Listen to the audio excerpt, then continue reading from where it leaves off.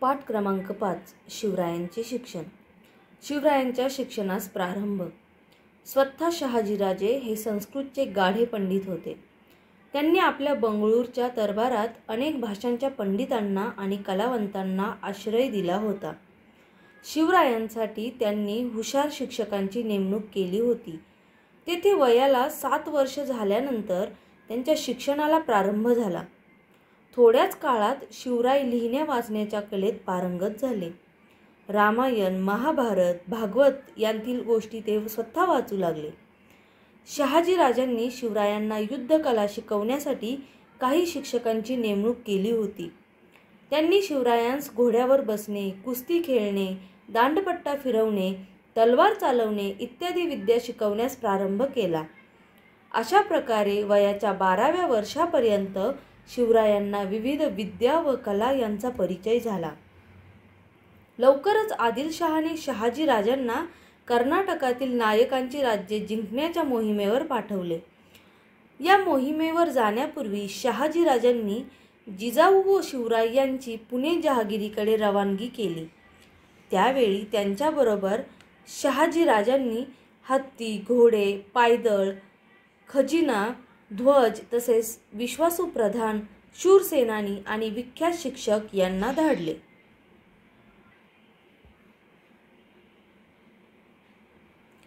पुण्याचा कायापालट. जिजाऊ आणि शिवराय पुण्याला आले. शिवरायांना बालपणचे दिवस आठवले. बालपणी शिवनेरीच्या मातीत ते खेळले होते. सह्याद्रीची उंच उंच शिखरे त्यांना पुन्हा दिसली. त्यांना खूप खूप आनंद झाला. त्यावेळचे पुणे आजच्या इतके मोठे नव्हते. शहाजीराजांच्या शत्रूंनी हे टुमदार गाव उजाड करून टाकले होते. गावातील मालमत्तेची नासधूस झाली होती. घरे मोडली होती. देवळे पडली होती. शत्रूच्या भीतीने लोक गाव सोडून पळून गेले होते. शेते ओसड झाली होती. जंगले वाढली होती. रानात लांडगे माजले होते. अशी पुण्याची दैन्यावस्था झाली होती. जिजाबाई शिवरायांसह पुण्यात राहू लागल्या. हे आसपासच्या गावांतील लोकांना समजले. तेव्हा लोकांना मोठा धीर आला. जिजाबाईंनी त्यांना जवळ बोलावून दिलासा दिला. लोक पुण्याला येऊन राहू लागले. शेतावर जाऊ लागले. जिजाबाईंनी पडकी देवळे दुरुस्त करून घेतली. देवळांत सकाळ संध्याकाळ पूजा होऊ लागली. गाव लोकांनी गजबजू लागले. त्यामुळे पुण्याचे रूप पालटले. दादाजी कोंडदेवांची कामगिरी. जिजाऊ व शिवराय कर्नाटकात असताना इकडे पुणे जहागिरीची व्यवस्था दादाजी कोंडदेव पाहत होते. ते कोंढाण्याचे सुभेदारही होते. ते मोठे इमानी सेवक होते. कारभारात चोख होते. तसेच ते न्यायी होते. त्यांची शिस्त कडक होती. ते निष्ठावंत होते. या काळात शहाजीराजांच्या आदेशाने पुण्यात एक मोठा वाडा बांधण्यात आला. त्याचे नाव लाल महाल. शेतकऱ्यांनी शेतांत लागवड करावी म्हणून दादाजींनी त्यांना काही वर्षे शेतसाऱ्याची सूट दिली. त्यामुळे शेते लागवडीस आली. माजलेले लांडगे शेतकऱ्यांना त्रास देत म्हणून लांडगे मारण्यासाठी त्यांनी बक्षिसे लावली. त्यामुळे बरेच लांडगे मारले गेले. चोरांचा सुळसुळाट झाला होता. दादाजींनी शेतकऱ्यांची पथके उभारली व त्यांचा पहारा बसवला. चोरांचा बंदोबस्त केला. जमिनीची प्रतवारी ठरवून तिच्यावर सारा आकारला. त्यामुळे लोकांना आनंद झाला. दादाजी कोंडदेव आणि निजामशाहीचा वजीर मलिक अंबर यांचे कार्य शेती सुधारणा आणि सारा वसुली या क्षेत्रांत मोलाचे व पायाभूत मानले जाते. शिवरायांचे शिक्षण. शिवराय पुणे जहागिरीत आले तरी जिजाबाईंच्या देखरेखीखाली त्यांचे शिक्षण चालूच राहिले. बंगळूरहून येताना शहाजीराजांनी सोबत दिलेल्या नामवंत शिक्षकांनी शिवरायांना अनेक शास्त्रे, विद्या व भाषा शिकवल्या. उत्तम राज्यकारभार कसा करावा, शत्रूशी युद्ध कसे करावे, किल्ले कसे बांधावे, घोडे व हत्ती यांची परीक्षा कशी करावी, शत्रूच्या दुर्गम प्रदेशातून निसटून कसे जावे इत्यादी अनेक विद्या शिवरायांना अवगत झाल्या. शिवरायांची शिक्षणातील ही प्रगती पाहून जिजाऊंना मोठा आनंद झाला. वीरमाता जिजाबाईंची शिवरायांस शिकवण. जिजाबाई ही काही सामान्य स्त्री नव्हती. ती लखुजीराव जाधवांसारख्या बलाढ्य सरदाराची कन्या आणि शहाजीराजांसारख्या पराक्रमी पुरुषाची पत्नी होती. राजकारणाचे व युद्धनीतीचे बाळकडू जिजाबाईंना लहानपणापासूनच मिळाले होते. जाधव व भोसले या दोन्ही प्रसिद्ध घराण्यांची लढाऊ परंपरा त्यांच्या ठिकाणी एकत्र आली होती. जिजाबाई मोठ्या स्वाभिमानी व स्वातंत्र्यप्रिय होत्या. मराठा सरदाराने कितीही पराक्रम केला तरी सुलतानांच्या दरबारात त्याचे चीज होत नाही याचा त्यांना वाईट अनुभव आला होता. निजामशहाने भर दरबारात त्यांच्या पित्याची हत्या केली होती. त्याचे दुःख त्यांनी पचवले होते. जिजाबाईंनी आता निश्चय केला होता की त्यांचा शिवबा अशी परक्यांची चाकरी करणार नाही. तो स्वतःच आपल्या लोकांचे राज्य म्हणजे स्वराज्य स्थापन करील. या विचाराने त्या शिवरायांना घडवत होत्या. मावळात राहणाऱ्या लोकांना मावळे म्हणत. मावळे इमानी, कष्टाळू व चपळ होते. काटकपणात त्यांचा हात कोणी धरत नसे. पण ते सुलतानी राजवटीने गांजले होते. सुलतानांच्या लष्कराकडून गावेच्या गावे लुटली जात. रयत परागंदा होई, तिला कोणी वाली नसे. अशा दुःखी कष्टी लोकांसाठी आपण काहीतरी करावे असे शिवरायांना वाटले. घरी आल्यावर शिवराय जिजाबाईंपाशी हितगुज करत. जिजाबाई म्हणत, शिवबा, भोसल्यांचा पूर्वज श्रीरामचंद्राने दुष्ट रावणाला मारले आणि प्रजेला सुखी केले. जाधवांचा पूर्वज श्रीकृष्ण, त्याने दुष्ट कंसाला ठार केले आणि प्रजेला सुखी केले. श्रीराम आणि श्रीकृष्ण यांच्या वंशात तुझा जन्म झाला आहे. अरे, तू सुद्धा दुष्टांचा संहार करू शकशील. तू सुद्धा गरीब लोकांना खूप सुखी करू शकशील. आईच्या या उपदेशाने शिवरायांना हुरूप येई. राम, कृष्ण, भीम, अर्जुन या वीरांच्या गोष्टी त्यांना आठवत. हे वीर पुरुष शिवरायांना सतत ध्यानी मनी स्वप्नी दिसत. हे वीर अन्यायाविरुद्ध जसे लढले तसे आपण लढावे. त्यांनी दुष्टांचा नाश केला तसा आपण करावा. त्यांनी प्रजेला सुखी केले तसे आपण करावे. आपण न्यायी व्हावे, धाडसी व्हावे, पराक्रमी व्हावे असे शिवरायांना सतत वाटू लागले. शिवरायांचा नवा अंमल. पुणे जहागिरीत आता जिजाबाईंच्या मार्गदर्शनाखाली शिवरायांचा नवा अंमल सुरू झाला. या कामासाठी शहाजीराजांनी पूर्वतयारी करून दिली होती. त्यांनी शिवरायांना बंगळूरहून पुण्याला पाठवताना साम्राज निळकंठ पेशवे, बाळकृष्ण हनुमंते मुजुमदार, मानकोजी दहातोंडे सरनोबत, रघुनाथ बल्लाळ सबनीस, सोनोपंत डबीर अशी मातब्बर मंडळी त्यांच्याबरोबर दिली होती. जणू हे सर्व स्वतंत्र राजाचे अधिकारीच. शिवरायांनी आपल्या जहागिरीचा कारभार उत्तम रीतीने पाहावा म्हणूनच शहाजीराजांनी हे अधिकारी पुण्यास पाठवले होते. त्यांच्या मदतीने शिवराय जहागिरीचा कारभार पाहू लागले. लोकांच्या सुखदुःखाच्या गोष्टींकडे लक्ष देऊ लागले. रयतेवर अन्याय करणाऱ्यांना शिक्षा होऊ लागल्या. एक प्रकारे शहाजीराजांच्या जहागिरीचा कायापालटच होत होता. पुढे होऊ घातलेल्या स्वराज्याचा नमुनाच मावळ्यांना पाहायला मिळत होता. जणू तो स्वराज्याचा अरुणोदयच होता. शिवरायांचा विवाह. त्या काळात अगदी लहानपणीच लग्न करण्याची पद्धत होती. तेव्हा जिजाबाता म्हणाल्या, आता शिवबाचे दोहोंचे 4 हात करायला पाहिजेत. मग शिवबाकरिता मुली पाहणे सुरू झाले. एक मुलगी त्यांना पसंत पडली. तिचे नाव सईबाई. फलटणच्या नाईक निंबाळकर घराण्यातील ती मुलगी.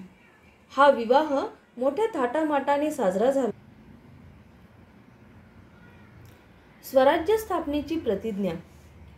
रायरेश्वराचे देवालय. पुण्याच्या नैऋत्याला असलेले रायरेश्वराचे देवालय हे मोठे रमणीय स्थान होते. तेथे 1645 साली एक विलक्षण घटना घडली. शिवराय व आजूबाजूच्या खोऱ्यांमधील काही मावळे मंडळी मसलतीसाठी तिथे जमली होती. त्या किर्र अरण्यात झाडाझुडपांत लपलेल्या रायरेश्वराच्या देवालयात शिवरायांबरोबर कसले खलबत्ते मावळे करत होते. श्री शंकरापाशी कोणते मागणे मागत होते. बाल शिवबाची तेजस्वी वाणी. शिवराय वयाने अजून कितीतरी लहान होते, पण त्यांच्या मनाची भरारी मोठी होती. त्यांनी एक मोठा घाट घातला होता. त्या देवालयात जमलेल्या सवंगड्यांना ते कळकळीने म्हणाले, गड्यांनो, मी आज तुम्हाला माझ्या मनातील एक गोष्ट सांगू का? आमचे वडील शहाजीराजे विजापूरचे सरदार आहेत. त्यांनीच आम्हाला येथल्या जहागिरीचा अधिकार दिला आहे. सर्व कसे छान चालले आहे, पण गड्यांनो, मला यात मुळीच आनंद वाटत नाही. सुलतानांच्या वतनदारीवर आपण संतुष्ट राहावे का? दुसऱ्याच्या ओंजळीनेच आपण पाणी प्यावे का? आपल्या चारी बाजूंना अनेक परकीय राजवटी आहेत. त्यांच्यामध्ये सारखी युद्धे चालू असतात. आपली माणसे या युद्धात नाहक मरतात. कुटुंबेच्या कुटुंबे देशोधडीला लागतात. आपल्या मुलखाची धुळधाण होते आणि इतके सोसूनही आपल्या पदरी काय तर गुलामगिरी. आपण हे किती दिवस सहन करायचे? दुसऱ्यासाठी आपण किती काळ खपायचे? सांगा, तुम्हीच सांगा. वतनांच्या लोभाने आपण हे असे चालू द्यायचे का? शिवराय आवेशाने बोलत होते. त्यांचा चेहरा रागाने लाल झाला होता. बोलता बोलता ते थांबले. त्या तरुण सवंगड्यांकडे पाहू लागले. रायरेश्वराच्या गाभाऱ्यात जमलेले ते तरुण मावळे शिवरायांच्या बोलण्याने थरारून गेले. नवीन दृष्टी त्यांना मिळाली. त्यांच्यापैकी एक जण म्हणाला, बोला बाळराजे, बोला. आपला मनोदय सांगा आम्हाला. तुम्ही जे सांगाल ते करण्यासाठी आम्ही एका पायावर तयार आहोत. हो राजे, तुम्ही जे सांगाल ते आम्ही करू. आमचे प्राणही देऊ. ते सारे तेजस्वी तरुणवीर एका आवाजात बोलले. स्वराज्याची शपथ. मावळ्यांच्या या शब्दांनी शिवरायांना स्फुरण चढले. एकेकाकडे पाहत ते आनंदाने म्हणाले, गड्यांनो, आपला मार्ग ठरला. आपल्या ध्येयासाठी आपण सर्वांनी झटायचे, सर्वांनी खपायचे, सर्वांनी प्राण अर्पण करायलाही तयार व्हायचे. आपले हे ध्येय म्हणजे हिंदवी स्वराज्य. तुमचे, माझे, साऱ्यांचे स्वतंत्र राज्य स्थापन करायचे. परक्यांची गुलामी आता नको. उठा, या रायरेश्वराला साक्ष ठेवून आपण प्रतिज्ञा करू. स्वराज्य स्थापनेसाठी आता आम्ही आमचे सर्वस्व वाहणार. सारे मंदिर शिवरायांच्या शब्दांनी घुमू लागले. हिंदवी स्वराज्याच्या रूपाने हे राज्य व्हावे असे श्रींच्या मनात आहे. श्रींचे मनोरथ आपण पूर्ण करूया. शिवराय शेवटी निश्चयाने बोलले. रायरेश्वराच्या देवालयातून सारे मावळे बाहेर पडले. ते स्वराज्याच्या अनाभाका घेऊनच. शिवरायांचे मन उचंबळून आले.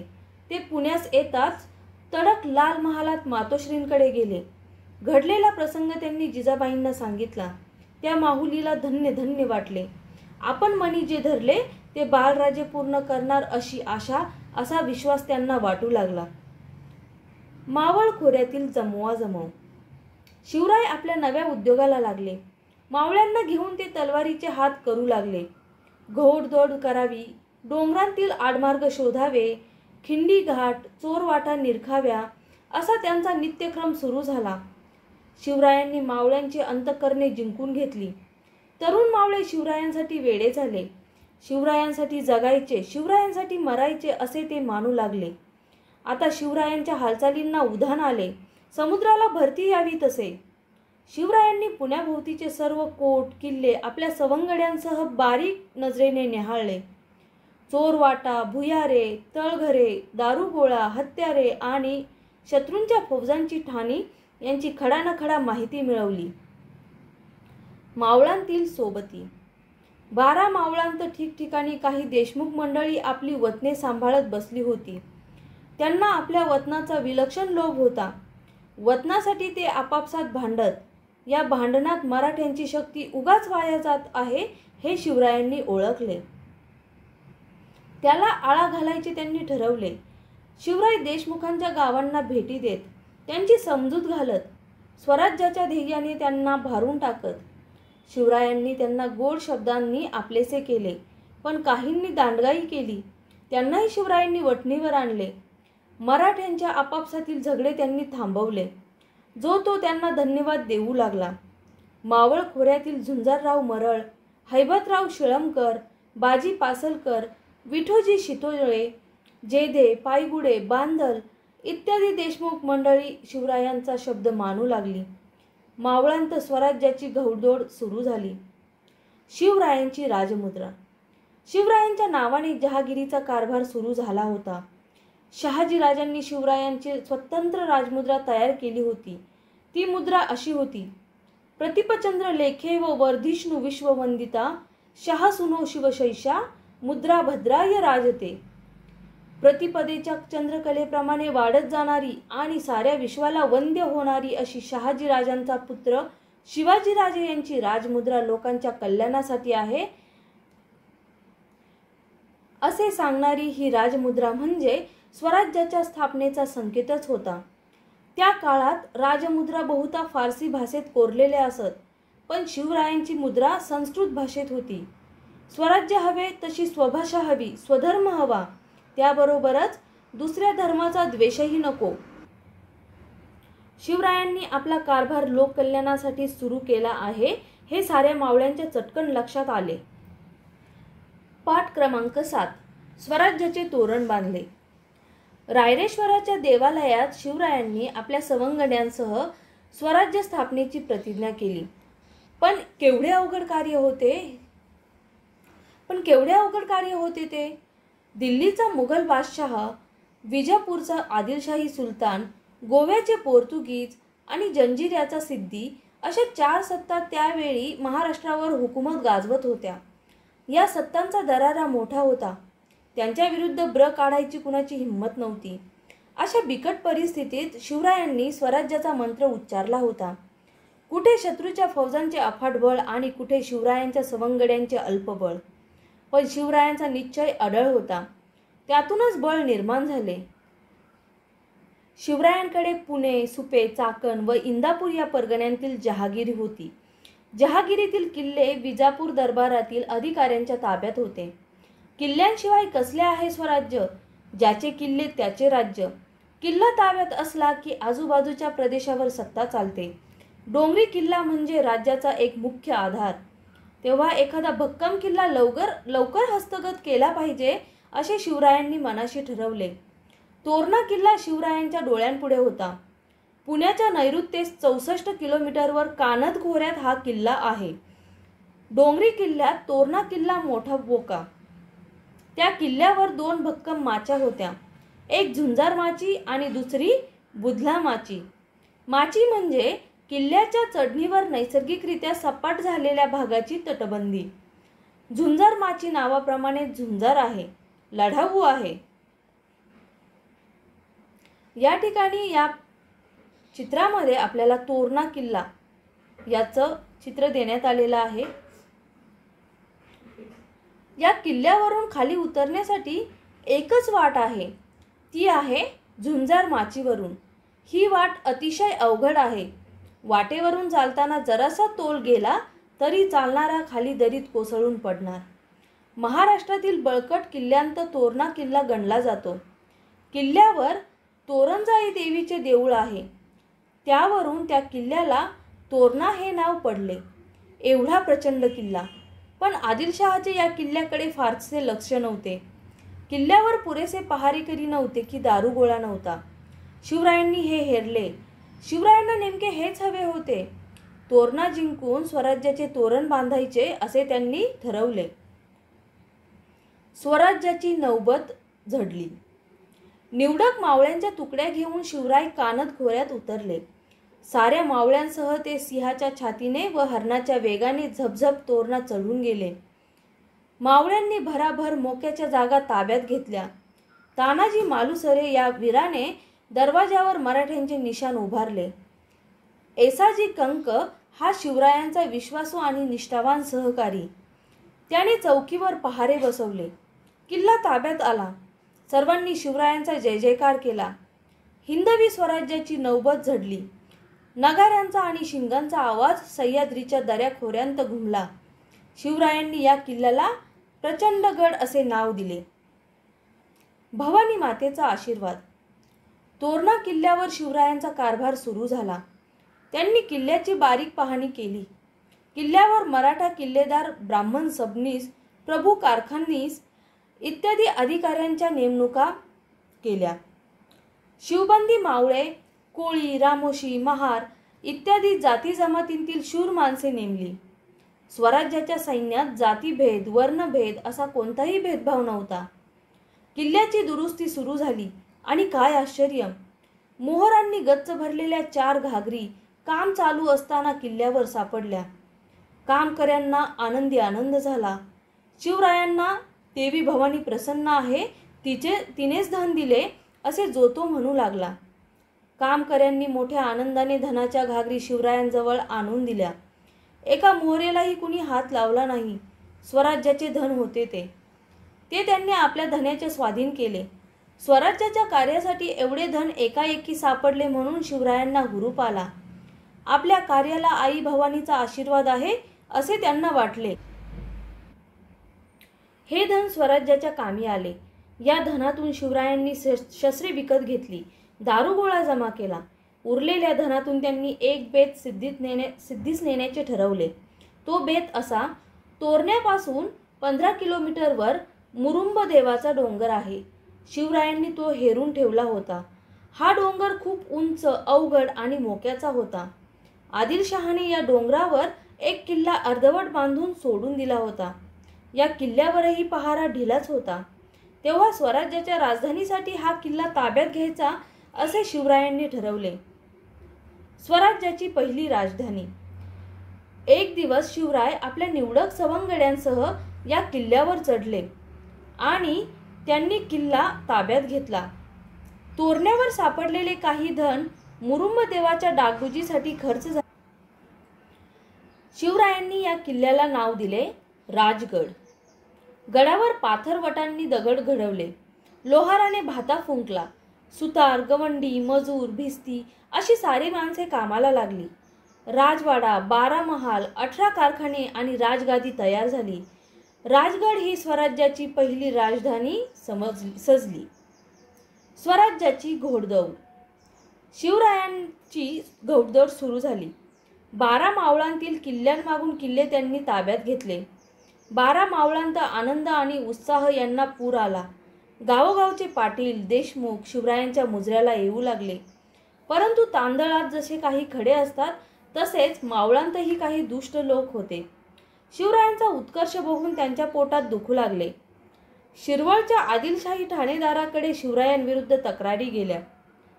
ठाणेदाराने विजापूरला सांडणी स्वार पाठवून शिवरायांच्या या घोडदौडीची हकीकत आदिलशहाच्या कानी घातली.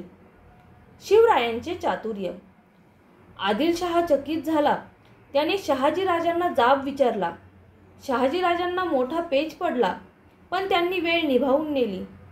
जहागिरीचे रक्षण करण्यासाठी स्वतःकडे एकही किल्ला नाही म्हणून शिवाजीराजांनी किल्ला घेतला असावा असे शहाजीराजांनी आदिलशहास कळवले. शिवरायांनीही आदिलशहाकडे जासूद पाठवला होता. जहागिरीचा कारभार व्यवस्थित चालावा म्हणून आम्ही किल्ला घेतला. आदिलशहाच्या हितासाठीच किल्ला घेतला, यात दुसरा काहीही हेतू नाही असे धूर्तपणाचे उत्तर शिवरायांनी पाठवले. कोंढाणा आणि पुरंदर हे दोन्ही किल्लेही मोक्याचे होते. शिवरायांनी तेही युक्तीने काबीज केले. त्यानंतर रोहिडा ताब्यात घेतला. स्वराज्याची घोडदौड अशी जोरात सुरू झाली. पाठ क्रमांक 8. स्वकीय शत्रूंचा बंदोबस्त. जरब बसवली.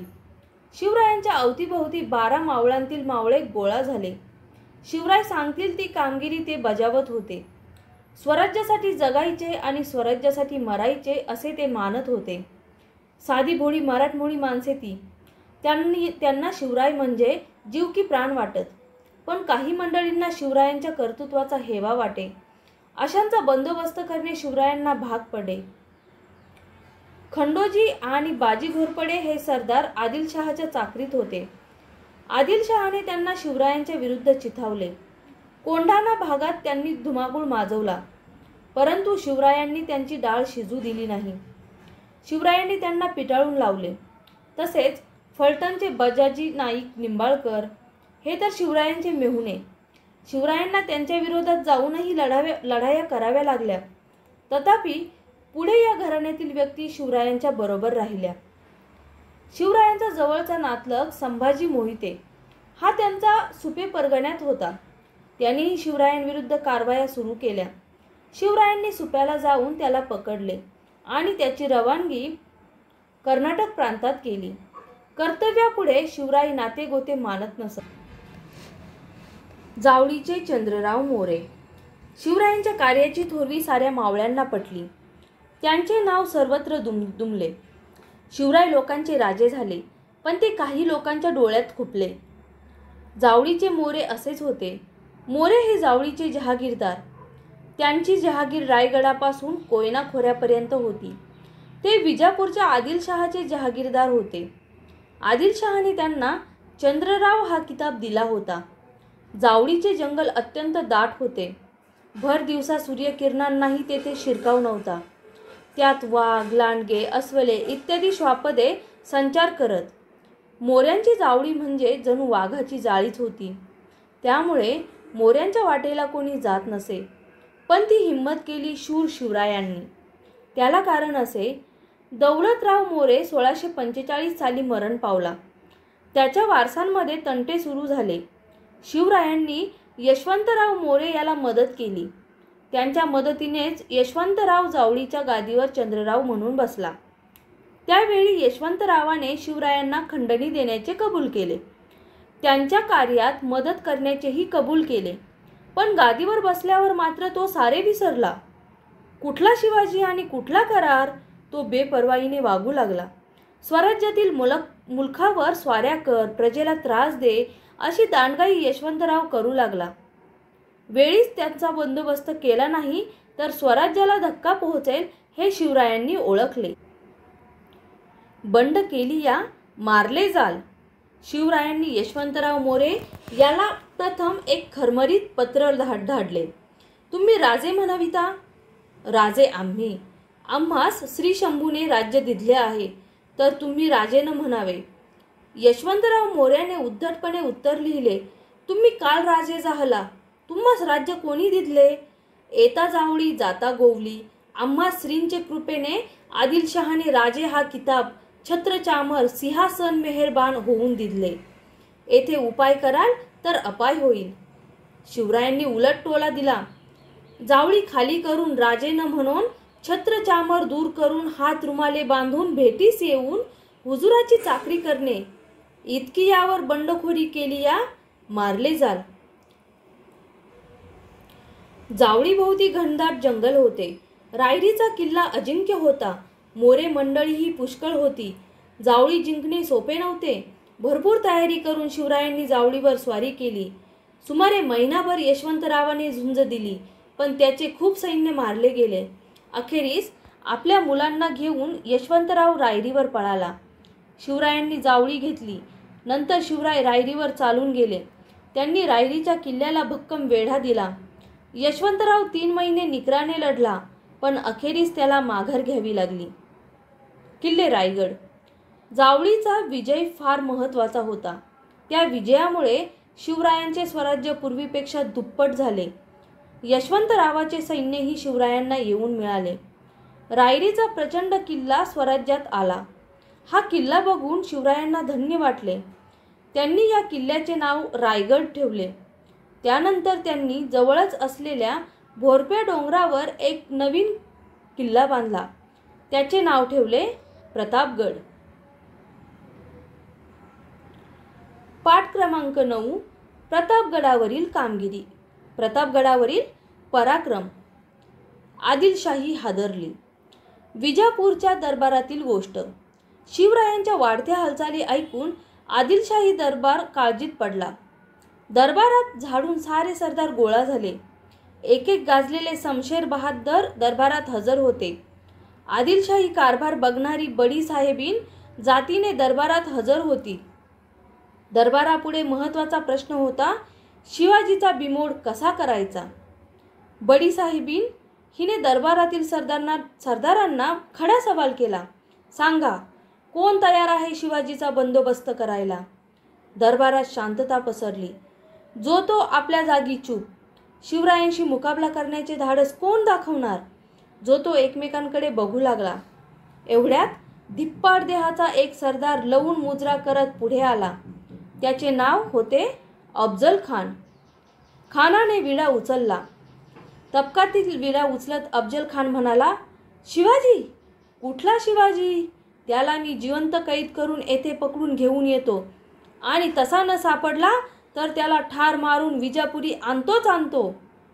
अफजल खान म्हणजे विजापूर दरबाराचा भारी सरदार, तुफान ताकदीचा, पोलादी पहार हातांनी वाकवणारा, भल्या बुऱ्या कोणत्याही मार्गाने आपले काम करण्यात त्याचा हातखंडा. अशा अफजल खानाने शिवरायांना जिवंत पकडून किंवा मारून आणण्याचा विडा भर दरबारात उचलला. सारा दरबार खुश झाला. दरबारात हजर असलेल्या प्रत्येकाला वाटले, आता शिवाजी भोसला कसला जिवंत राहतो. थोड्याच दिवसांत विजापूर दरबारात साखळदंडात बांधलेल्या अवस्थेत शिवाजी हजर होणार, नाहीतर त्याचे मुंडके तरी दरबारात सादर होणार. अफजल खान मोठ्या ऐटीने थाटामाठाने विजापुरातून बाहेर पडला. त्याने आपल्याबरोबर प्रचंड फौज व लढाईचे सामान घेतले. यापूर्वी अफजल खान 12 वर्षे वाईचा सुभेदार होता, त्यामुळे त्याला त्या मुलखाची चांगली माहिती होती. मोठ्या घमेंडीने तो महाराष्ट्राची वाट चालू लागला. स्वराज्यावरील संकट. शिवराय त्यावेळी राजगडावर होते. त्यांना अफजल खान चालून येत आहे ही बातमी कळली. स्वराज्यावर मोठे संकट आले हे त्यांनी ओळखले, पण ते डगबंगले नाहीत.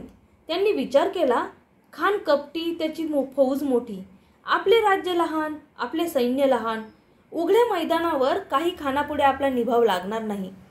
त्याच्याशी युक्तीने सामना दिला पाहिजे असे शिवरायांनी ठरवले. ते जिजामातेशी सल्लामसलत करून तसेच त्यांचा आशीर्वाद घेऊन राजगडावरून निघाले आणि त्यांनी प्रतापगडाकडे कूच केले. अफजल खानाचे डावपेच. शिवराय प्रतापगडावर गेले ही बातमी खानाला कळताच तो चिडला. त्याला माहीत होते, प्रतापगडावर चालून जाणे सोपे नाही, कारण तो किल्ला होता डोंगरात. भोवताली घनदाट जंगल होते, वाटेत उंच उंच डोंगर होते. फौजेला जायला चांगली वाट नव्हती, तोफा चढवायला मार्ग नव्हता, शिवाय तेथे जंगली जनावरांचा तर भयंकर सुळसुळाट. शिवरायांनी प्रतापगडावरून उतरून खाली यावे म्हणून खानाने डावपेच खेळण्यास सुरुवात केली. तुळजापूर, पंढरपूर या देवस्थानांना उपद्रव दिला. रयतेचा खूप छळ केला. हे ऐकून तरी शिवराय प्रतापगड सोडतील व बाहेर येतील असा खानाचा डाव होता. शिवरायांनी खानाचा डाव ओळखला. त्यांनी प्रतापगड सोडलाच नाही तेव्हा खानाने दुसरा डाव टाकला. प्रेमळपणाचे सोंग घेऊन त्याने शिवरायांना निरोप पाठवला. तुम्ही माझ्या मुलासारखे, मला भेटायला या, आमचे किल्ले परत द्या, तुम्हाला मी आदिलशहाकडून सरदारकी देववितो.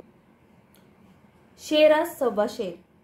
खान आपल्याशी कपटी डाव खेळतो आहे हे शिवरायांनी झटकन ओळखले. ते सावधगिरीने वागत होते. त्यांनी खानालाच प्रतापगडाखाली खेचून आणण्याचा निर्धार केला.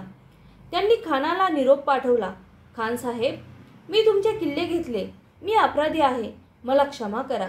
आपणच प्रतापगडाखाली भेटायला यावे, मला तिकडे येण्याची भीती वाटते. शिवरायांचा निरोप ऐकून अफजल खान हसला. वाह, बहुत खुशी. आपली दाढी कुरवाळत तो म्हणाला. त्याला वाटले, या अफजल खानापुढे शिवाजीची काय बिशाद. हा डरपोक माझ्याशी कसली लढाई करतो. आपणच जावे आणि भेटीत त्याला चिरडून टाकावे. बस, खान शिवरायांना प्रतापगडाखाली भेटायला तयार झाला. वेळ ठरली. प्रतापगडाखालच्या माचीवर भेटण्याची जागा ठरली. दिवस ठरला, वेळ ठरली. भेटीच्या वेळी दोघांनी आपल्याबरोबर एक एक सेवक आणावा आणि आपले 10 अंगरक्षक ठरलेल्या ठिकाणी दूर ठेवावे असे ठरले. महाराजांनी खानासाठी चांगली वाट तयार करून घेतली. भेटीसाठी छानसा सामियाना उभारला. शिवराय फार सावधगिरीने वागत होते. त्यांनी आपल्या सैन्याच्या निरनिराळ्या तुकड्या केल्या. जंगलात कोणी कोठे लपून राहायचे, काय करायचे याबद्दल त्यांना सूचना दिल्या. कडेकोट बंदोबस्त केला. खान कपटी आहे, शिवरायांनी त्याची भेट घेऊ नये असे त्यांना काही सल्लागारांनी सांगितले. पण शिवरायांनी खानाला भेटायचे नक्की ठरवले. भेटीची तयारी. भेटीचा दिवस उजाडला. सकाळी शिवरायांनी भवानी देवीचे दर्शन घेतले. थोड्या वेळाने त्यांनी पोशाख करण्यास सुरुवात केली. पायांत सुरवार चढवली, अंगात चिलखत घातले, त्यावर जरीचे कुडते व अंगरखा घातला, डोक्यास जिरेटोप घातला, त्यावर मंदिल बांधला, डाव्या हाताच्या बोटांत वाघनखे चढवली, त्याच हाताच्या अस्तनीत बिचवा लपवला, सोबत पट्टा घेतला. शिवराय खानाच्या भेटीसाठी असे तयार झाले. बाहेर सरदार उभे होते. शिवराय त्यांना म्हणाले, गड्यांनो, आपापली कामे नीट करा. भवानी आई यश देणार आहे. पण समजा आमचे काही बरे वाईट झाले तर तुम्ही धीर सोडू नका. संभाजीराजांना गादीवर बसवा. मासाहेबांच्या आज्ञेत वागा. स्वराज्य वाढवा. रयत सुखी करा. आम्ही निघालो. शिवराय निघाले. बरोबर वकील पंताजी गोपीनाथ आणि जिवाजी महाला, संभाजी कावजी, येसाजी कंक, कृष्णाजी गायकवाड, सिद्दी इब्राहिम इत्यादी 10 अंगरक्षक होते. खान शिवरायांच्या आधीच शामियान्यात येऊन बसला होता. मनोराज्य करत होता. त्याच्या शेजारी बडा सय्यद नावाचा त्याचा हत्यारबंद शिपाई उभा होता. तो पट्टा चालवण्यात मोठा पटाईत होता. शिवराय शामियान्याच्या दाराजवळ आले. बडा सय्यदकडे पाहताच ते तेथेच उभे राहिले. खानाने महाराजांच्या वकिलाला विचारले, शिवाजीराजे आत का येत नाहीत? वकील म्हणाला, ते बडा सय्यदला भितात, त्याला तेवढं दूर करा. बडा सय्यद दूर झाला. शिवराय आत आले. खान उठून म्हणाला, या राजे, भेटा आम्हाला. अफजल खानाची झटापट. महाराज सावध होऊन पुढे झाले. खानाने शिवरायांना आलिंगन दिले. धिप्पाड खानापुढे शिवराय ठेंगणे होते. शिवरायांचे मस्तक खानाच्या छातीवर आले. त्या सरशी खानाने शिवरायांना ठार करण्यासाठी त्यांची मान आपल्या डाव्या बगलेत दाबली आणि दुसऱ्या हाताने शिवरायांच्या कुशीत कट्यारीचा वार केला. शिवरायांच्या अंगावरील अंगरखा टरकन फाटला. अंगरख्याखाली चिलखत असल्यामुळे शिवराय बचावले. त्यांनी खानाचा डाव ओळखला. अत्यंत चपळाईने त्यांनी खानाच्या पोटावर वाघनखांचा मारा केला. डाव्या हाताच्या अस्तनीत लपवलेला बिचवा उजव्या हाताने काढून त्यांनी तो खचकन खानाच्या पोटात खुपसला. खानाची आतडी बाहेर पडली. खान कोसळला. एवढ्यात त्याचा वकील कृष्णाजी भास्कर पुढे आला. त्याने शिवरायांवर तलवारीचा वार केला, पण शिवरायांनी पट्ट्याच्या एका घावात त्याला ठार केले. ही खणाखणी ऐकून बडा सय्यद शामियान्यात घुसला. तो शिवरायांवर वार करणार एवढ्यात जिवाजी महाला धावून आला. बडा सय्यदचा वार आपल्या अंगावर घेऊन जिवाजी महालाने एका घावात त्यास जागच्या जागी ठार केले. होता जीवा म्हणून वाचला शिवा अशी म्हणच पुढे रूढ झाली. यावेळी झालेल्या संघर्षात संभाजी कावजीने मोठा पराक्रम केला. अफजल खानाच्या फौजेची दानादान. विजयी शिवराय गडावर गेले. इशाऱ्याची तोफ झाली. शिवरायांचे सैन्य इशाऱ्याची वाटच बघत होते. तोफ होताच झाडीत लपून राहिलेले शिवरायांचे सैन्य खानाच्या फौजेवर तुटून पडले. खानाच्या फौजा बेसावध होत्या. त्यांना पळायलाही वाट सापडेना. मराठ्यांनी जोराचा पाठलाग केला आणि खानाच्या फौजेचा धुव्वा उडवला. अफजल खानाचा मुलगा फाजल खान कसाबसा निसटला व विजापूरला पोहोचला. त्याने सांगितलेली बातमी ऐकून विजापुरात हाहाकार उडाला. विजापूरचा सर्वात बलाढ्य सरदार शिवरायांनी हा म्हणता धुळीस मिळवला. शिवरायांचे नाव सगळीकडे दुमदुमले. त्यांच्या पराक्रमाचे पोवाडे सह्याद्रीच्या कडेकपारीतून घुमू लागले. पाठ क्रमांक 10. शर्तीने खिंड लढवली. पन्हाळा जिंकला आणि आदिलशहा चिडला. अफजल खानाच्या वधामुळे विजापुरात हाहाकार उडाला. त्याच्या मागोमाग शिवरायांनी विजापूरकरांच्या ताब्यातील पन्हाळगड जिंकला. त्यामुळे आदिलशहा भयंकर चिडला. त्याला अन्नपाणी गोड लागेना. शिवरायांचा नाश करण्यासाठी त्याने सिद्दी जोहर या सरदाराला पाठवले. फार मोठी फौज घेऊन सिद्दी जोहर निघाला. फाजल खानही बापाच्या वधाचा सूड घेण्यासाठी त्याच्याबरोबर निघाला. पन्हाळगडचा वेढा. सिद्दी जोहर शूर पण क्रूर होता. त्याची शिस्त कडक होती. त्याने पन्हाळगडला चौफेर वेढा घातला. शिवरायांना गडात कोंडले. पावसाळ्याचे दिवस जवळ आले होते. पावसाळा सुरू झाला की सिद्दी जोहर वेढा उठवेल असे शिवरायांना वाटले. पण पाऊस सुरू होताच त्याने वेढा अधिकच कडक केला. गडावरची शिदोरी संपत आली. आता काय करावे? शक्तीचे काम नाही तेव्हा युक्तीने सुटका करून घेण्याचे शिवरायांनी ठरवले. लवकरच किल्ला तुमच्या स्वाधीन करतो असा निरोप त्यांनी सिद्धीला पाठवला. तो खुश झाला. त्याने ते कबूल केले. वेढ्याच्या कामाने सिद्धीचे सैनिक कंटाळले होते. शिवाजी शरण येत आहे हे ऐकून त्यांना आनंद झाला. खाणे पिणे, गाणे बजावणे व हुक्का पाणी यांत ते दंग होऊन गेले. शिवराय वेढ्यातून बाहेर. शिवरायांनी वेढ्यातून निसटून जाण्यासाठी एक युक्ती योजली. त्यांनी 2 पालख्या सज्ज केल्या. एकीतून शिवराय अवघड वाटेने बाहेर जाणार आणि दुसरीतून शिवरायांचा वेश धारण केलेली व्यक्ती राजदिंडी दरवाजातून बाहेर पडणार. दुसरी पालखी शत्रू सैन्याला सहज दिसणार असल्याने ती पकडली जाणार आणि शिवाजी राजाच पकडल्याचे समजून शत्रू जल्लोष करणार. एवढ्यात शिवराय अवघड वाटेने निसटून जाणार अशी ती योजना होती. त्यासाठी एक बहादूर तरुण तयार झाला. तो दिसायला शिवरायांसारखाच होता. त्याचे नाव शिवा काशीद. शिवरायांच्या सेवेतील केशभूषा करणारा तो सेवक होता. तो मोठा धाडसी आणि चतुर होता. ठरल्याप्रमाणे शिवाची पालखी राजदिंडीच्या बाहेर पडली. रात्रीची वेळ होती. धो-धो पाऊस पडत होता. तरीही शत्रूचे काही सैनिक पहारा देत होते. त्यांनी ही पालखी पकडली.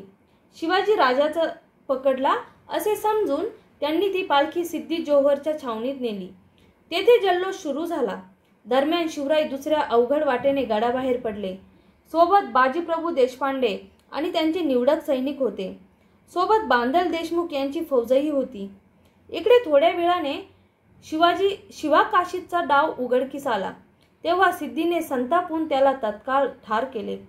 शिवरायांसाठी, स्वराज्यासाठी शिवा काशीदने आत्मबलिदान केले. तो अमर झाला.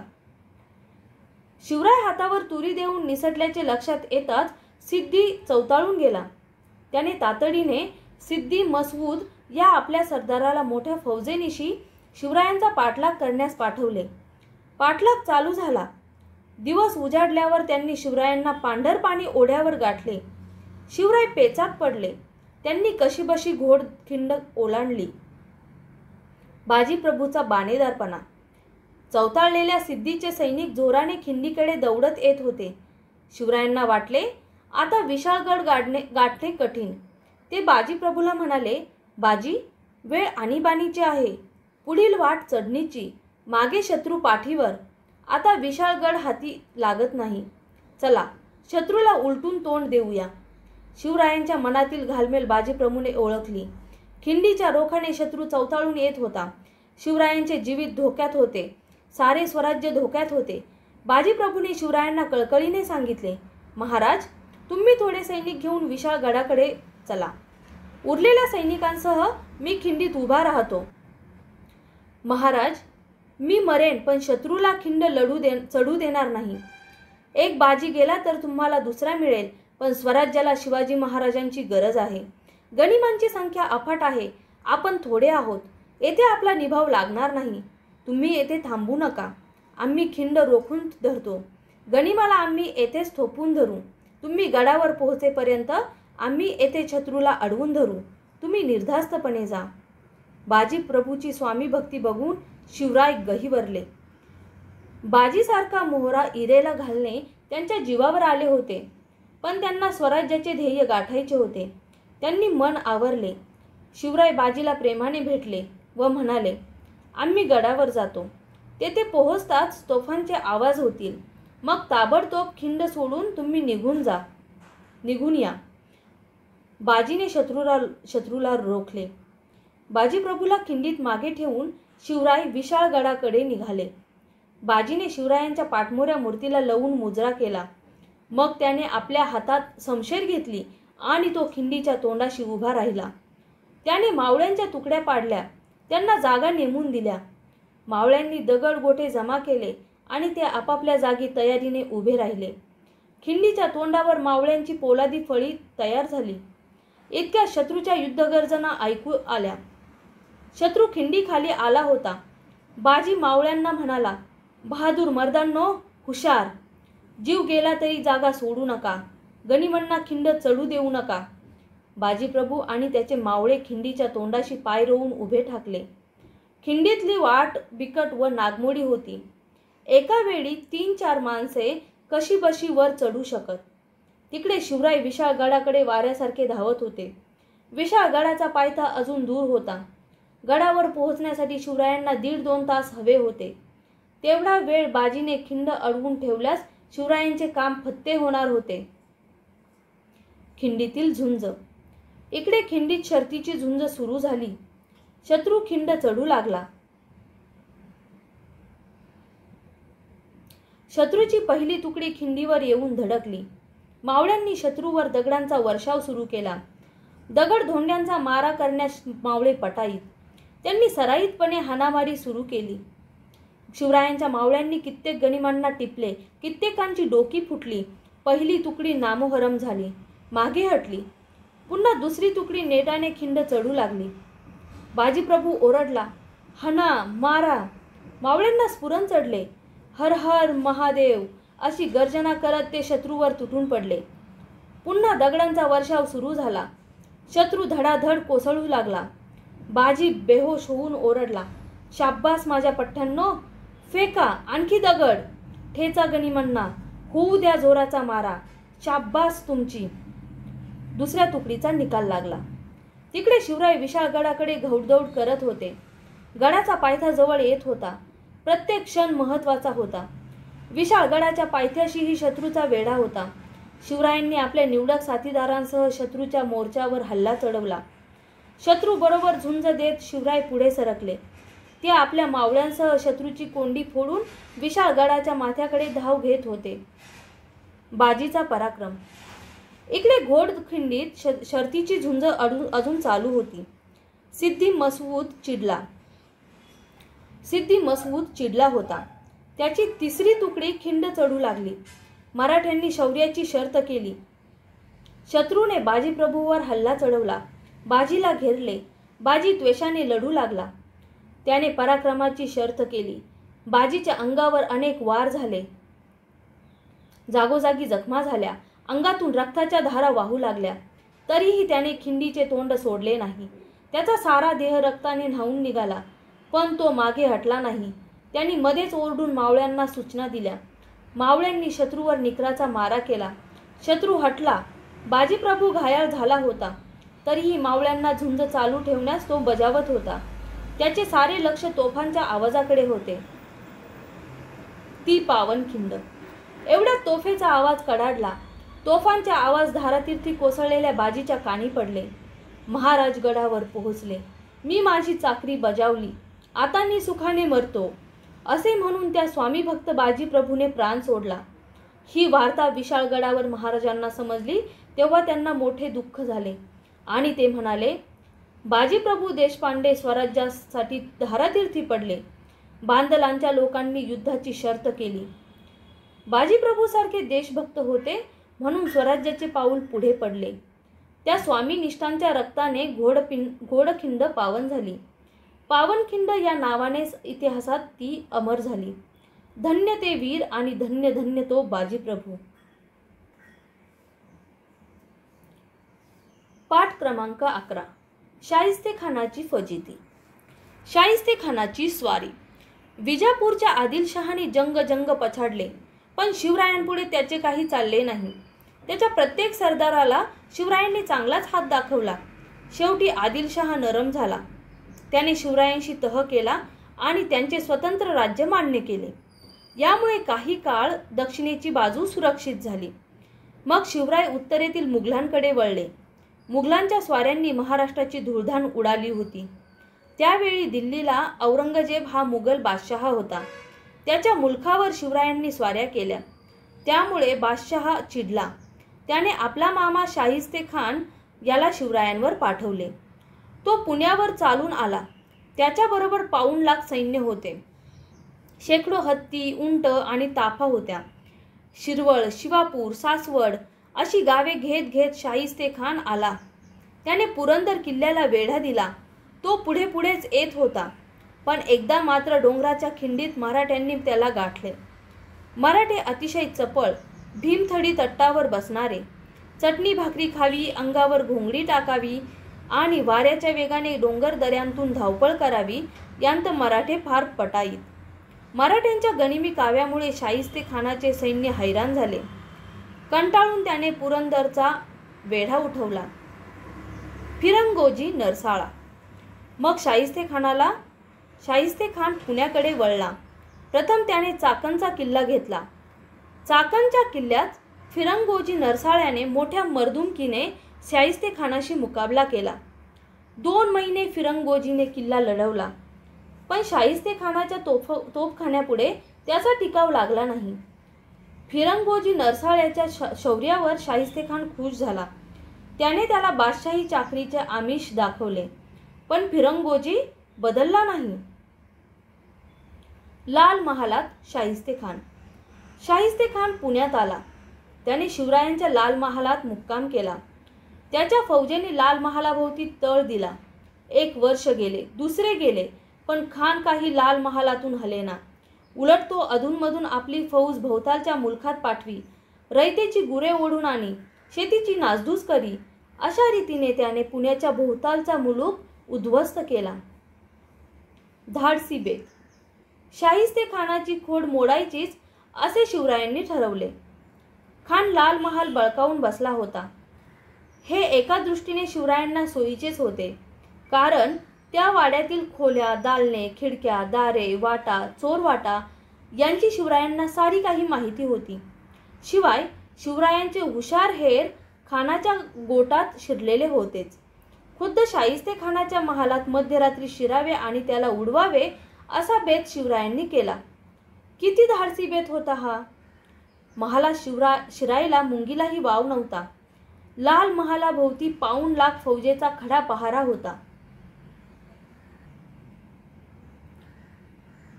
हत्यारबंद मराठ्यांना गावात यायला शाहिस्तेखानाने मनाई केली होती, पण शिवरायांचा निर्धार एकदा झाला म्हणजे झाला. शिवरायांनी दिवस निश्चित केला. तारीख 5 एप्रिल 1663 रात्र. वाजत गाजत लग्नाची वरात चालली होती. पुढे चंद्रज्योती जळत होत्या. शेकडो स्त्री पुरुष नटून थटून चालले होते. कोणी पालख्यांत, कोणी मेन्यांत, तर कोणी पायी. शिवराय आपली माणसे घेऊन त्या वरातीत शिरले होते. वरात पुढे निघून गेली. सर्वत्र सामसूम झाली. शिवराय आणि त्यांची माणसे लाल महालाच्या भिंतीकडे सरकली. यावेळी शाहिस्तेखान गाढ झोपला होता. शाहिस्तेखानाची खोड मोडली. वाड्याच्या भिंतीला भगदाड पाडून शिवराय आत शिरले. त्यांचा स्वतःचाच वाडा तो. त्यांना त्याचा कानाकोपरा माहीत होता. खानाचे पहारेकरी पेंगत होते. शिवरायांच्या माणसांनी त्यांना बांधून टाकले. शिवराय आणखी आत शिरले. इतक्यात कोणीतरी तलवार घेऊन त्यांच्यावर धावून आला. शिवरायांनी त्याला ठार केले. त्यांना वाटले शाहिस्तेखान असावा, पण तो त्याचा मुलगा होता. गडबड झाली. लोक जागे झाले. शिवराय थेट खानाच्या झोपण्याच्या महालात गेले.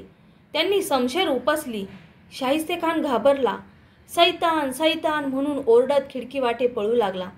शिवराय त्याच्या मागोमाग धावले. शाहिस्तेखान खिडकीवाटे बाहेर उडी टाकणार तोच शिवरायांनी त्याच्यावर वार केला. खानाची 3 बोटे कापली गेली. प्राणावर आले ते बोटांवर निभावले. खान खिडकीतून उडी टाकून पळाला. शिवाजी आला, धावा धावा, पकडा त्याला, असे मुद्दाम फसवण्यासाठी म्हणत शिवराय आणि त्यांची माणसे ओरडत पळत सुटली. खानाची माणसेही घाबरून पळत होती. शिवराय आणि त्यांची माणसे सिंहगडाकडे निघून गेली. खानाची माणसे शिवरायांना रात्रभर शोधतच राहिली. शाहिस्तेखानाने तर हायच खाल्ली. आज बोटे तुटली, उद्या आपले शिर शिवाजी कापून नेईल अशी भीती त्याला वाटू लागली. औरंगजेब बादशाहला हा प्रकार समजताच त्याला भयंकर राग आला. तो शाहिस्तेखानावर नाराज झाला. त्याने फरमान काढून खानाची रवानगी बंगालमध्ये केली. मुघल सत्तेला बसलेला हा पहिला तडाखा मोठा जबरदस्त होता. शिवराय फस्ते होऊन आले. तोफा उडाल्या. साऱ्या महाराष्ट्रात आनंदी आनंद झाला. पाठ क्रमांक 12. पुरंदरचा वेढा व तह. सुरतेवर छापा. या विजयानंतर शिवराय स्वस्थ बसले नाहीत. औरंगजेब बादशहाच्या फौजा महाराष्ट्रात धुमाकूळ घालत होत्या. तेव्हा बादशहावर जबर वचक बसवण्यासाठी शिवरायांनी सुरत शहरावर छापा घातला. कुठे पुणे व कुठे सुरत. सुरत म्हणजे त्यावेळची मुघली मुलखातील मोठी व्यापारपेठ, खूप सधन. शिवरायांनी सुरतेवर छापा घालून लक्षावधी रुपयांची लूट मिळवली. सुरतेच्या लुटीत शिवरायांनी नीती सोडली नाही. चर्च अथवा मशिदी यांना हात लावला नाही. स्त्रियांना त्रास दिला नाही. सुरतेवरील या आक्रमणामुळे बादशहा भयंकर चिडला. त्याने मराठ्यांचे राज्य नष्ट करण्याचा निश्चय केला. मिर्झा राजे जयसिंग या आपल्या बलाढ्य सेनापतीला त्याने शिवरायांवर धाडले. त्याच्या सोबतीला दिलेर खान हा आपला विश्वासू सरदार दिला.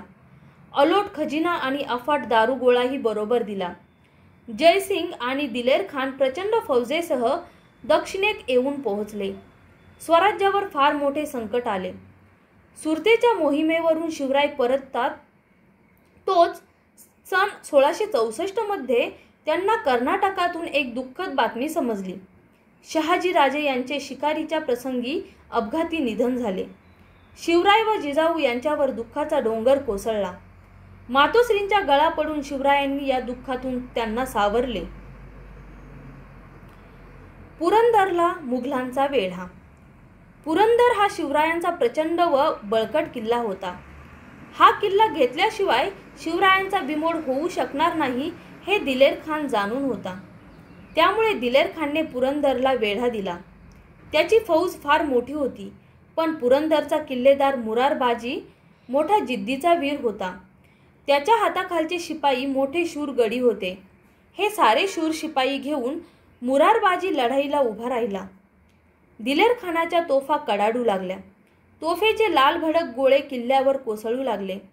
पण मुरारबाजी व त्याचे मावळे हटले नाहीत. ते अधिक जोराने झुंजू लागले. मुघलांनी तोफांचा भडीमार केला. माचीचा बुरुज ढासळला. मुघल माचीवर घुसले. दिलेर खानाने माची जिंकली. मराठ्यांनी वरच्या बाले किल्ल्याचा आश्रय घेतला.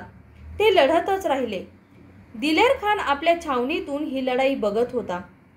मुरारबाजी रागाने लाल झाला होता. त्याने 500 मावळे निवडले.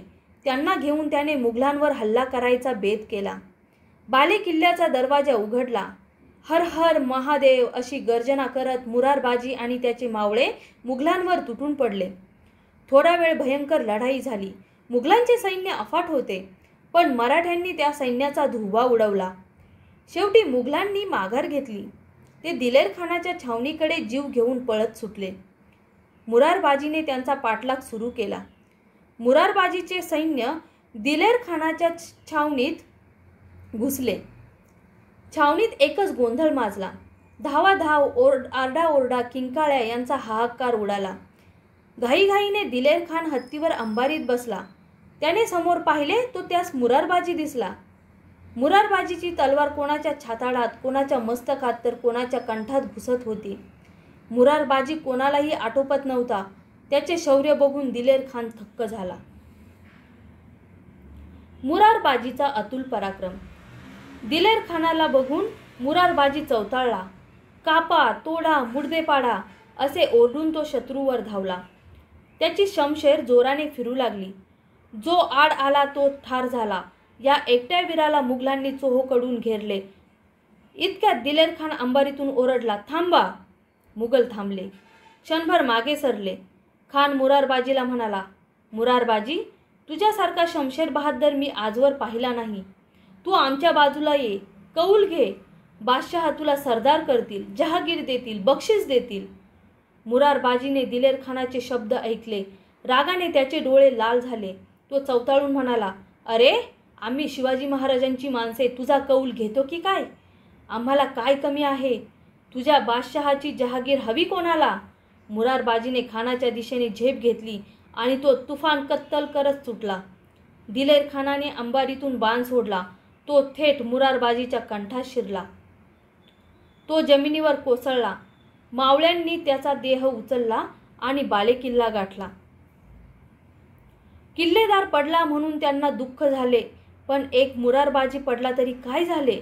आम्ही तसेच शूर आहोत, हिम्मत धरून लढतो असे म्हणून ते न डगमगता पुन्हा निकराने लढू लागले. ही बातमी शिवरायांना कळल्यावर ते फार दुःखी झाले. त्यांनी विचार केला, एक एक किल्ला वर्ष वर्ष लढवता येईल, पण विनाकारण माणसे मरतील. शिवरायांना ते नको होते. पुरंदरचा तह करणार काय? शक्ती चालेना, युक्ती उपयोगी पडेना, तेव्हा काही काळ माघार घेणेच योग्य. म्हणून मुघलांशी तह करायचा असे शिवरायांनी ठरवले. शिवराय स्वतः जयसिंगाकडे गेले. त्यांनी त्याच्याशी मुत्सद्देगिरीचे बोलणे केले. ते म्हणाले, मिर्झा राजे, आपण राजपूत आहात. आमचे दुःख आपण जाणता. बादशहाच्या स्वाऱ्यांनी महाराष्ट्र उद्ध्वस्त झाला आहे. लोकांचे हाल होत आहेत. लोक सुखी व्हावे म्हणून आम्ही स्वराज्याचे काम हाती घेतले आहे. आपणही हे काम हाती घ्या.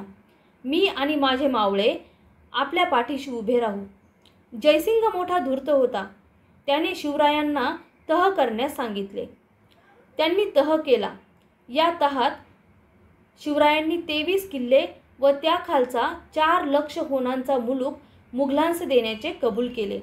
हा तह 1665 साली झाला. पुरंदरचा तह झाला. याच वेळी शिवरायांनी आग्र्यात जाऊन बादशहाची भेट घ्यावी असे जयसिंगांनी सुचवले. त्यांना सुरक्षिततेची हमी दिली. जयसिंगाच्या सूचनेवर शिवरायांनी विचार केला. बादशहा कपटी आहे. स्वतःच्या भावांशी सुद्धा त्याने दगलबाजी केली. हे शिवराय ओळखून होते. तरी पण या प्रसंगाला सावधगिरीने तोंड द्यावे असे त्यांनी ठरवले. आपण बादशहाची भेट घेण्यास आग्र्याला जाण्यास तयार आहोत असे शिवरायांनी जयसिंगाला कळवले. पाठ क्रमांक 13. बादशहाच्या हातीवर तुरी दिल्या. जयसिंगाच्या शब्दावर विश्वास ठेवून शिवराय बादशहाच्या भेटीस आग्र्याला जाण्यास निघाले. जाण्यापूर्वी शिवरायांनी स्वराज्याचा कारभार जिजामातेच्या हाती सोपवला आणि त्यांचा आशीर्वाद घेतला. बरोबर आपले पुत्र संभाजीराजे, निवडक सरदार, काही विश्वासू माणसे आणि बराच खजिना घेतला. मजल दरमजल करत ते आग्र्यास पोहोचले. दरबारातील बाणेदारपणा. ठरल्याप्रमाणे शिवराय बादशहाच्या दरबारास गेले. छोटे संभाजीराजे सोबत होते. त्या दिवशी औरंगजेब बादशहाचा 50वा वाढदिवस होता. बादशहा दरबार संपवून सल्लामसलतीच्या महालात गेला. त्याच्या समोर निवडक सरदार मानाप्रमाणे आपापल्या रांगेत उभे होते. बादशहाने शिवरायांना मागील रांगेत उभे केले. मराठ्यांना अनेक वेळा पाठ दाखवून पळालेला जसवंत सिंग राठोड शिवरायांच्या पुढील रांगेत होता. शिवरायांना वाटले, आपण महाराष्ट्राचे राजे, आपला मान पहिल्या रांगेत राहण्याचा. पण बादशहाने आपल्याला मागील रांगेत उभे करावे म्हणजे काय? त्यांचे डोळे रागाने लाल झाले. हा अपमान त्यांना सहन झाला नाही. रागारागाने शिवराय महालाबाहेर पडले. ते तडक आपल्या मुक्कामावर गेले. यापुढे बादशहाचे तोंड पाहायचे नाही असे त्यांनी ठरवले. भेटीचा बेत असा बिनसला. घडलेल्या प्रसंगाची हकीकत सगळीकडे पसरली. बादशहाची दगलबाजी. औरंगजेबाने शिवरायांच्या मुक्कामाच्या ठिकाणाभोवती शिपायांचा पहारा बसवला. शिवराय आणि संभाजीराजे बादशहांच्या कैदेत पडले. शिवरायांनी ओळखले की बादशहाने आपल्याशी दगलबाजी केली आहे. आता तो आपल्याला कधीच सोडणार नाही. दिवसामागून दिवस जाऊ लागले. एक दिवस शिवरायांनी बादशहाकडे अर्ज केला, मला महाराष्ट्रात जाऊ द्या. पण बादशहाने ते ऐकले नाही. त्यांनी खूप खटपट केली, पण बादशहाने मानले नाही. शिवरायांनी मनाशी निर्धार केला की काहीही करून बादशहाच्या कैदेतून सुटून जायचेच. त्याची परवानगी घेऊन शिवरायांनी आपल्याबरोबर आणलेल्या माणसांची दक्षिणेत रवानगी केली. बादशहाला वाटले, बरे झाले, शिवाजीचे बळ कमी झाले. आता शिवरायांच्या बरोबर संभाजीराजे आणि हिरोजी फर्जंद व मदारी मेहतर हे सेवक एवढेच जण राहिले. पुढे एक दिवस शिवरायांनी आजारी पडल्याचे सोंग केले. सोंगच ते. त्यांच्या पोटात भयंकर कळा येऊ लागल्या. हकीम वैद्य आले. औषध पाणी सुरू झाले. आजार बरा व्हावा म्हणून शिवरायांनी साधू व मौलवी यांना मिठाईचे पेटारे पाठवण्यास सुरुवात केली. पेटाऱ्यातून पसार झाले. पहारेकरी मिठाईचे पेटारे उघडून पाहत, पण पुढे पुढे ते कंटाळले व पेटारे उघडून पाहिनासे झाले. रोज रोज काय पाहायचे असे त्यांना वाटले. एके दिवशी सायंकाळी शिवरायांनी हिरोजीला आपल्या जागी झोपवले. मदारीस त्याचे पाय चेपत बसवले. शिवराय व संभाजीराजे एकेका पेटाऱ्यात बसले. पेटारे निघाले. पुढे ठरलेल्या ठिकाणी ते सुखरूप पोहोचले. तेथे शिवरायांचे स्वामीभक्त सेवक घोडे घेऊन तयार होते. इकडे हिरोजी आणि मदारी महाराजांचे औषध आणायला जातो असे सांगून तेथून निसटले. महाराजांना कैदेतून सोडविण्याच्या कामी या दोघांनी जीवावर उदार होऊन मोलाचे योगदान दिले. दुसऱ्या दिवशी ही बातमी बादशहाला कळली. आपल्या तावडीतून शिवाजी निसटला. बादशहा रागाने भडकला. त्याचे सारे सरदार हादरले. शिवाजीचा जारीने तपास लावण्यासाठी बादशहाने सगळीकडे हेर पाठवले, पण व्यर्थ. बादशहाच्या कैदेतून मराठ्यांचा सिंह निसटला तो कायमचा. वेषांतर करून शत्रूला झुकांडी देत देत शिवराय आपल्या मुलखाकडे निघाले. त्यांनी संभाजीला मथुरेत एका सुरक्षित ठिकाणी ठेवले आणि ते पुढे निघाले. शिवराय राजगडात सुखरूप आलेले पाहून जिजामातेला धन्य वाटले. पुढे 2 महिन्यांनी संभाजी राज्य सुखरूप राजगडास येऊन पोहोचले. अशा प्रकारे मोठे युक्तीने बादशहाच्या हातावर तुरी देऊन शिवरायांनी आपली सुटका करून घेतली. ही घटना सन 1666 मध्ये घडली.